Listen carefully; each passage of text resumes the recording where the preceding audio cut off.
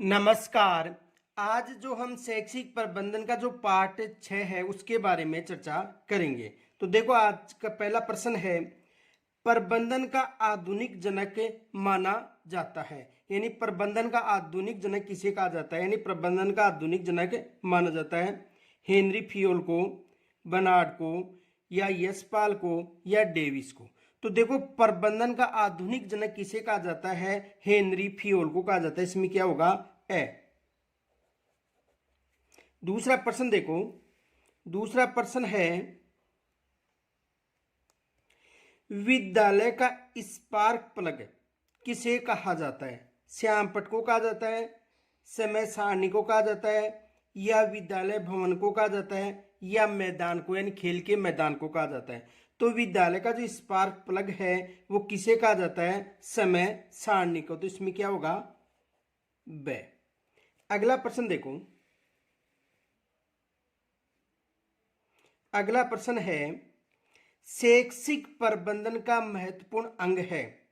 समन्वय होता है, संगठन होता है, नियोजन होता है, या स्टाफिंग? तो देखो, शैक्षिक प्रबंधन का जो महत्वपूर्ण अंग है वो कौन सा होता है? नियोजन। तो इसमें क्या होगा?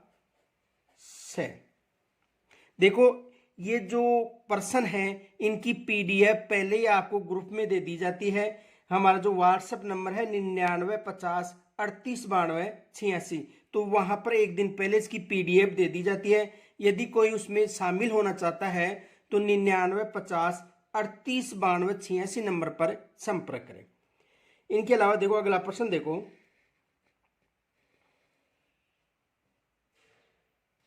अगला प्रश्न है, प्रभावी नियंत्रण के लिए आवश्यक है कार्य नियोजन के अनुसार किया जाए, समय पर कार्य की रिपोर्टिंग हो, विचलन की दिशा में सुधारात्मक कार्यवाही की जाए, या सभी? तो देखो, प्रभावी नियंत्रण के लिए उपयुक्त सभी होंगे। कौन कौन से? यानी कार्य नियोजन के अनुसार किया जाए, समय पर कार्य की रिपोर्टिंग हो, और विचलन की दिशा में सुधारात्मक कार्य किए जाएं। अगला प्रश्न देखो, अगला प्रश्न है, विद्यालय स्तर पर प्रबंधन का मानवीय संसाधन के अंतर्गत शामिल नहीं। किसी स्तर पर? विद्यालय स्तर पर। तो देखो, विद्यालय स्तर की बात करें तो बालक भी शामिल होता है, लिपिक वर्ग भी शामिल होता है, अभिभावक भी शामिल होगा, लेकिन विद्यालय स्तर पर जो शिक्षा मंत्री है ये शामिल नहीं होगा। तो इसमें क्या होगा? ऑप्शन में द। अगला प्रश्न देखो, अगला प्रश्न है, हेनरी फियोल ने शिक्षा के प्रबंधन के कितने सिद्धांतों का प्रतिपादन किया था? किन्होंने? हेनरी फियोल ने। तो देखो, हेनरी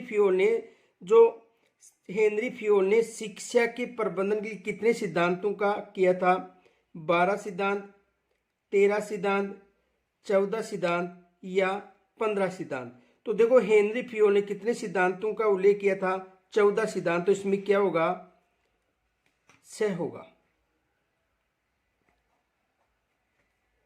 अगला देखो, अगला प्रश्न है, विद्यालय लक्ष्यों की प्राप्ति हेतु अनुशासन का कौन सा प्रकार सर्वाधिक उपयुक्त है?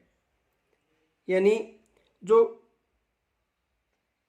विद्यालय के लक्ष्यों की प्राप्ति हेतु अनुशासन का कौन सा प्रकार सर्वाधिक उपयुक्त है? अनुशासन, पर अनुशासन, स्व अनुशासन, या सभी गलत? तो देखो, इसमें स्व अनुशासन, इसमें क्या होगा? से।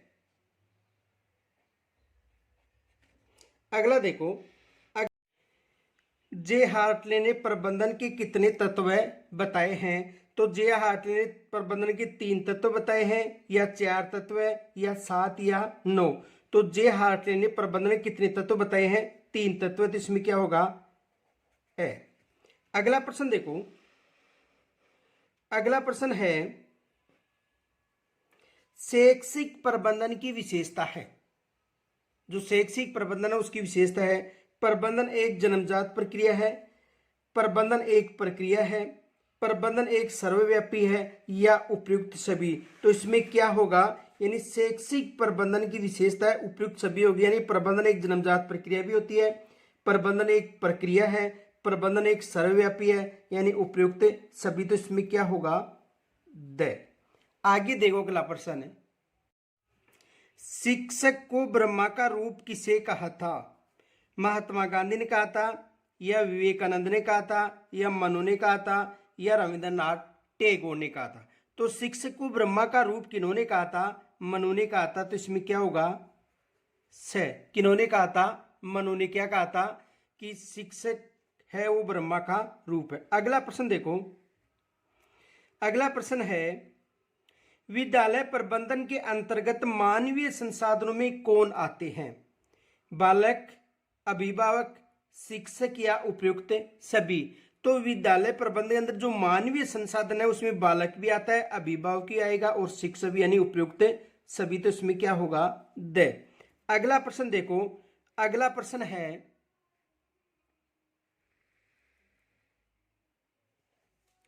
किसने कहा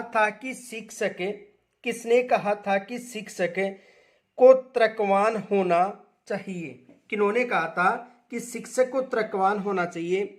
रायबर्न ने कहा था, या कुरबली ने कहा था, या एलन ने कहा था, या सीयर्स ने कहा था? तो ये किन्होंने कहा था? कुरबली ने कहा था कि शिक्षक को तर्कवान होना चाहिए। तो इसमें क्या होगा? ब। अगला प्रश्न देखो, अगला प्रश्न है, पोस्ट गोर जो सूत्र था के अनुसार आर किसका प्रतीक है? किसके अनुसार? पोस्ट गोर जो सूत्र था उसके अनुसार आर किसका प्रतीक है? योजना का है, समन्वय का है, प्रतिवेदन का है, या निर्देशन का है? तो आर किसका प्रतीक है? प्रतिवेदन का। तो इसमें क्या होगा? से। अगला प्रश्न देखो, अगला प्रश्न है, विद्यालय प्रबंधन संरचना के पद सोपान में सर्वोत्तम स्थान पर कौन होता है? यानी जो विद्यालय प्रबंधन संरचना है के पद सोपान में सर्वोच्च स्थान पर कौन रहता है? बालक रहता है, अभिभावक रहता है, अध्यापक रहता है, या प्रधानाध्यापक? तो सर्वोच्च स्थान पर कौन रहता है? एचएम, यानी प्रधानाध्यापक या संस्था प्रधान। अगला प्रश्न देखो, प्रबंधन के अंतर्गत शामिल है आयोजन क्षेत्र, संगठन निर्माण वर्ग, स्टाफिंग को, या सभी को?